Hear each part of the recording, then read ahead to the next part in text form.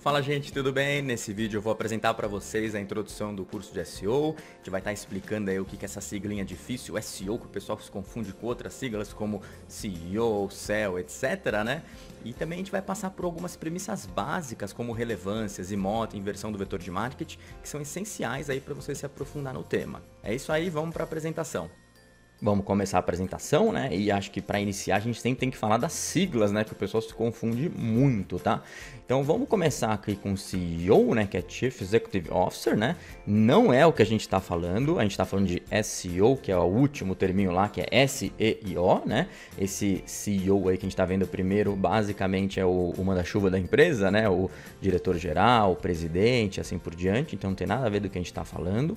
Aí também tem o segundo termo, que o pessoal se confunde muito, né? O pessoal fala CEO, né? Então, não é quando os animais se acasalam, tá? E no caso você pode até confundir aí com o Chief Information Officer, que provavelmente é o diretor de tecnologia da empresa, mas também não é nenhum dessas duas definições aí que a gente está falando. E, por final, muita gente se confunde e fala céu, né? Não se fala céu, lógico, você não está pensando nisso, mas também não tem nada a ver com céu de onde os ventos sopram e os pássaros voam, né? A gente está falando aqui de SEO, se fala de uma maneira meio estranha, né? SEO, né? Porque é um termo em inglês que significa Search Engine Optimization, uma abreviação desse termo, ok? Que traduzindo para o português significa otimização para mecanismos de pesquisa. Em outras palavras, otimizar os seus conteúdos, que normalmente é o seu site, para o mecanismo de pesquisa específico que a gente hoje em dia conhece como buscadores. O principal deles é o Google, ok? Então lembra o seguinte, o SEO se escreve dessa forma, tá? Search Engine Optimization, você pode falar aí de otimização para motores de pesquisa, ou otimização para mecanismos de pesquisa, ou simplesmente otimização para buscadores. E esclarecida essa confusão, a gente vai aí para a introdução do curso, onde a gente vai estar passando as principais premissas aí para vocês se aprofundarem, ok? Então vamos lá, vamos começar aqui com a introdução. Esse é um gráfico já antigo, salvo engano, de 2007, né? E aqui mostra claramente a quantidade de informação produzida ao longo dos anos, né? Então, quando você entra na época digital, você vê que tem uma explosão de geração de conteúdo, e isso em 2007. Imagina hoje que você tem uma quantidade mensurável aí de aplicativos como o Instagram, o próprio YouTube. Você tem aí ferramentas que acabam produzindo uma quantidade muito grande de dados, tá ok? Se você for ver lá atrás, o Eric Schmidt já falou, né? Então, putz, a cada 2 dias nós criamos tanta informação quanto criamos do início da civilização até o ano de 2003. Então, olha que doideira, né? Hoje deve estar pior, aí deve estar por horas, basicamente, esse conceito, né? Mas o mais importante aqui é a gente entender aí, talvez o pessoal que seja mais antigo lembre disso daqui, a gente está falando do Wall-E, né? E quando você cria muito conteúdo, você acaba criando outro problema, que basicamente qual que é? Você não consegue encontrar o que você quer. É quase igual aquele armário que você tem um monte de roupa e não consegue encontrar o que você quer na hora certa, né? Assim como esse quadrinho do Wall-E, que é muito difícil encontrar ele. Mas aqui nesse caso eu vou dar a dica para vocês e mostrar onde ele está. E o principal ponto aqui é que se você não é encontrado, você não existe. Então é muito importante que o usuário, quando pesquisa o seu nome, a sua marca, seus produtos ou serviços que você está oferecendo, ele precisa te encontrar. Porque se ele não te encontra, efetivamente você não existe para esse usuário, né? E aí você tem algumas situações, lógico, você quer ser encontrado aí para seus produtos e serviços, super importante isso, mas se você não é encontrado nem para o nome da sua marca, aí o buraco é muito mais embaixo, porque existe até uma questão aí de desconfiança do próprio usuário, do consumidor, quando ele não consegue te encontrar no Google, né? Então, atualmente, você não pode considerar que o seu negócio não tem um site e também que você não seja encontrado pelos mecanismos de pesquisas. E agora eu vou explicar o conceito da inversão do vetor de marketing, que é um princípio super importante, um pouco histórico, né? Mas você vai precisar entender isso para compreender como que a gente chegou nos tempos atuais do marketing de busca, né? Então, de uma maneira simples e objetiva, antigamente você tinha aí nas mídias tradicionais sempre a situação que as empresas buscavam os consumidores, ou seja, a sua empresa acabava anunciando na TV, no rádio, em outras mídias tradicionais, empurrava a informação para o consumidor e você acaba estimulando esse consumidor a fazer uma ação que normalmente você queria que ele fizesse uma compra, tá? Hoje, com as mídias digitais, isso não acontece mais. São os consumidores que buscam as empresas e marcas o dia inteiro, todas as horas do dia, né? Então, até uma coisa super importante para a gente pensar é qual foi o último comercial que você viu na televisão, né? Você lembra? Isso teve algum apelo para você? Eu nem lembro, na verdade, mas talvez isso nem tivesse mais impacto, porque eu não sou mais aquele telespectador passivo, né? Hoje em dia a gente é teleinterativo. Então, o que acontece é que você acaba procurando, né, o que você quer no momento e na hora que te der na telha na cabeça, tá? Então a gente sempre acaba falando isso, com o consumidor, ele acabou se transformando de telespectador para teleinterativo. Inclusive quando você está numa tela, por exemplo, na televisão, vamos supor que você esteja vendo a televisão, muitas vezes o que acontece é que você está sempre com uma segunda tela e normalmente na mão, que é o celular. E aí aqui é muito importante a gente entender alguns conceitos, como o modelo tradicional da FMOT, que é o First Moment of Truth, ou o primeiro momento da verdade, né? E depois a gente vai passar para o ZMOT. No caso aqui do FMOT, eu não vou me aprofundar muito aqui, né? Acho que todo mundo já ouviu falar aí naquela ciência do ponto de vendas, né? Então, antigamente no supermercado o pessoal queria saber a cor do produto, a altura do produto, como colocar. Então tem muitos estudos, isso daí é bem conhecido, principalmente para a turma que faz marketing, né? E por que acontecia isso? Que era o que a gente chamava de primeiro momento da verdade, e muitas vezes a gente chamava até de momento prateleira, né? Então o consumidor chegava ali numa loja, vamos pegar um supermercado, e aí você via vários produtos que eram similares entre si, né? Por exemplo, sabão em pó, e você tinha que decidir naquele momento qual que era o produto que você ia pegar. E aí você tem uma ciência por trás de cor, tamanho, textos, né? E altura que está na prateleira, tem vários pontos importantes aí, mas isso não acontece mais hoje em dia, né?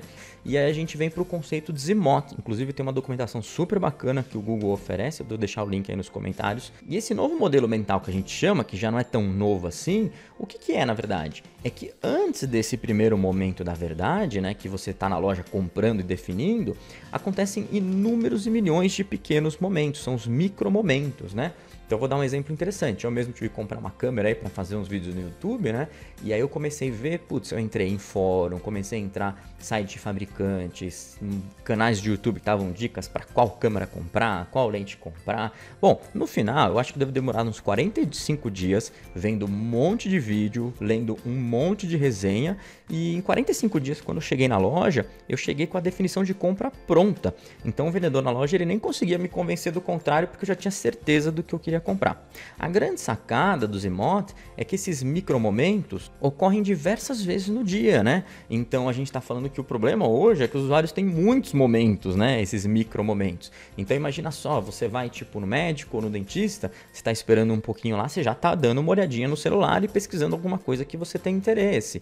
Que é o meu caso. Eu estava querendo comprar uma câmera e qualquer momentinho que eu parava já era um momento interessante ali para eu começar a pesquisar algo no celular, seja no Google, no YouTube, no Facebook, etc, né? E realmente são muitos momentos, porque não é só tipo numa espera do dentista, né?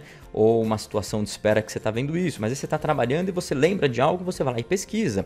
E assim, nossos momentos de decisões, eles são baseados na soma desses diversos micromomentos. Então, se você for avaliar, o que acontece é que você sempre vai lembrar aos poucos dessa situação, desse produto que você precisa ou de alguma coisa ali que você tem curiosidade, né? E você vai estar pesquisando de forma intermitente. E de vez em quando à noite, de manhã, depois passa uma semana, volta o mês seguinte e tal, até que você chega a uma conclusão de efetivamente você quer comprar alguma coisa. E lógico, o exemplo de comprar é um exemplo bem simplista. Aí você tem outras metas e objetivos que você pode ter querendo alcançar aí online, né? E é por isso que é importante você estar presente sempre que o usuário pesquisar alguma coisa relacionada com seus produtos ou serviços. Por quê? Você não sabe onde ele vai pesquisar, como ele vai pesquisar e o horário que ele vai pesquisar. Então você não pode mais se dar ao luxo de ter um comercial na TV que vai estar passando durante 1 hora só por dia, sendo que seus consumidores vão estar procurando você, seus serviços e conteúdos relacionados o dia inteiro online, ok? E outro conceito super importante pra gente é o conceito de relevância. E eu vou mostrar esse vídeo para vocês entenderem um pouco mais esse conceito.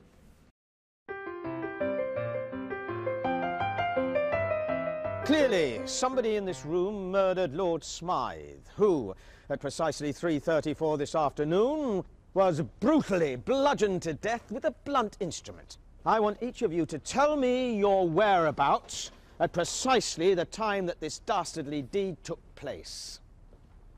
I was polishing the brass in the master bedroom. I was buttering his lordship's scones below stairs, sir. Why, I was planting my petunias in the potting shed.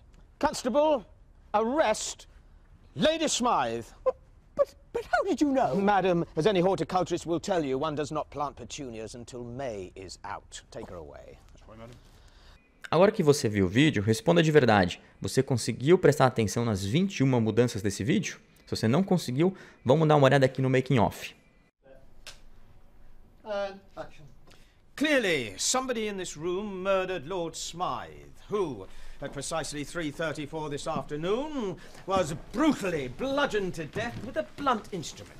I want each of you to tell me your whereabouts at precisely the time that this dastardly deed took place. I was polishing the brass in the master bedroom. I was buttering his lordship's scones below stairs, sir. Why, I was planting my petunias in the potting shed. Constable, arrest Lady Smythe. E por que você não nota todas as mudanças, em alguns casos nenhuma das mudanças? É porque você presta atenção na parte mais relevante, que é a história. E o ponto mais importante desse vídeo é que não basta ser encontrado, é necessário ser relevante. Porque se você não for relevante para o seu usuário ou para o consumidor, ele não vai prestar atenção em você. E por que ele não vai prestar atenção? Porque hoje a gente tem um processo de sobrecarga informacional. O que significa isso? Significa que a gente tem uma sobrecarga absurda de informação, porque não é só o dia a dia do trabalho, mas você tem tipo o WhatsApp, toda hora tocando o WhatsApp, toda hora checando e-mail, toda hora você está querendo ver um vídeo, chega até um SMS ali para te atrapalhar, então você tem muita informação. Quando você tem muita informação chegando em você, você não consegue lidar com tudo isso. Isso te gera a economia de atenção. Ou seja, você precisa criar um filtro para selecionar o que é importante, o que é relevante para você e o que não é. E aí é por isso que a gente fala que relevância é essencial, porque muitas vezes você consegue chegar aí no seu usuário, no consumidor, e se você não for relevante, você não vai conseguir passar desse filtro e muito menos reter a atenção do usuário. E aí é muito importante entender um pouco mais de relevância, né? Lógico, algo que é relevante normalmente é importante, mas são dois conceitos que eles estão ligeiramente separados. Por quê? Porque o que é relevante, ele é relevante não só porque ele é importante, mas é relevante porque tem alguma situação emocional envolvida, você tem uma situação temporal também envolvida, e aí provavelmente o melhor exemplo que eu posso dar é com relação à pobreza e à Copa aí de 2014 que teve no Brasil, pelo menos antes da derrota, né? Então se a gente for ver, a pobreza no Brasil é um assunto que é super importante, foi importante, é importante e será importante. Agora, o que acontece? No começo da Copa do Mundo, quando você estava aqui com as seleções, o Brasil, todo mundo empolgado, a gente começou a ganhar e tal, o que era relevante naquele momento? A pobreza não era mais relevante, o que era relevante era a Copa do Mundo. Era aí que você voltava a sua atenção, que você queria saber informações e qualquer coisa relacionada você ia ler. Então é vital a gente entender a diferença, por quê? Porque quando a gente vai criar esses conteúdos, a gente vai ter os nossos serviços, vai ter os nossos produtos, é vital que nós sejamos relevantes para os nossos consumidores e usuários que estiverem vindo para o nosso site. É isso aí, gente. Espero ter ajudado e não se esqueça de se inscrever no canal para acompanhar os próximos vídeos.